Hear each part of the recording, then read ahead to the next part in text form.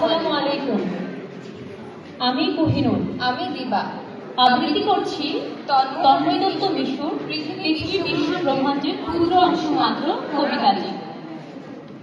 কখনো কখনো পৃথিবী উড়ে যাওয়া পাখির মতো, কখনো কখনো পৃথিবী বেত্রাঘাতে হাসির মতো, কখনো কখনো পৃথিবী আর্তনাদ শোনে, কখনো কখনো পৃথিবী নৈরাজ্য দেখে, কখনো কখনো পৃথিবী একটি ফুলের জন্য যুদ্ধ করে, কখনো কখনো পৃথিবী লাখো প্রাণ ঝরলেও চোখ বন্ধ রাখে, কখনো কখনো পৃথিবী মানুষের ভেদাভেদ ভুলে যায়, কখনো কখনো পৃথিবী ধর্মের জন্য ভাগ হয়ে যায়, কখনো কখনো পৃথিবী হাসির কলরবে ভরে যায়, কখনো কখনো পৃথিবী কান্নার শব্দের তীব্রতা মাপে, কখনো কখনো পৃথিবী দেখায় তার মাতৃরূপ, কখনো কখনো পৃথিবী হয়ে ওঠে ভীষণ প্রলয়ধারী, কখনো কখনো পৃথিবী থাকে সত্যের পথে, কখনো কখনো পৃথিবী থাকে দুষ্টের হাতে, কখনো কখনো পৃথিবী